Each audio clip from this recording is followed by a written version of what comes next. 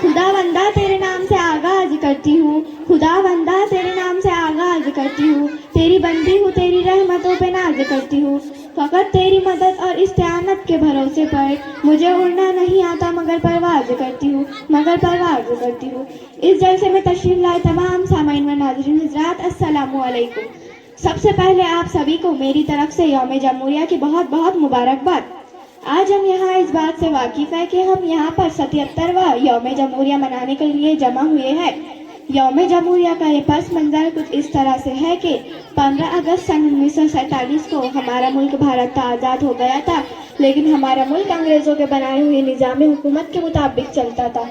इसीलिए हमारे मुल्क के कुछ रहनुमाओं ने मिलकर जमहूरी निज़ाम हुकूमत तैयार किया और इसे मंजूर कर 26 जनवरी सन 1950 को हमारे मुल्क भारत में नाफिज किया। इसीलिए हम हर साल बड़े जोश व खरोश से यौम जमहूरिया मनाते हैं। खून शहीदान वतन का रंग ला कर ही रहा, खून शहीदान वतन का रंग ला कर ही रहा, आज ये जन्नत निशां हिंदुस्तान आज़ाद हो गया, आज़ाद हो गया। हाज़रीन जलसा, जैसा कि आप सभी को मालूम है, अगर किसी भी तकरीब की शुरुआत कुरान पाक की तिलावत से की जाए तो वो काम बहुत खूबी से अपनी पाई तकमील तक पहुँचता है। इसलिए मैं दावत तिलावत कुरान पाक सैयदना जमात अव्वल के तालिब इल्म को इन मिसरों से देना चाहूँगी। दुनिया के फ़ाइल बद से बगावत तो करके देख, दुनिया के फ़ाइल बद से बगावत तो करके देख, अल्लाह के नबी से मोहब्बत तो करके देख, होगा तेरा वजूद भी रहमत के साए में, कुरान पाक की पहले तिलावत तो करके देख। मैं आपके सामने शुरू फातिहा पेश कर रहा हूँ।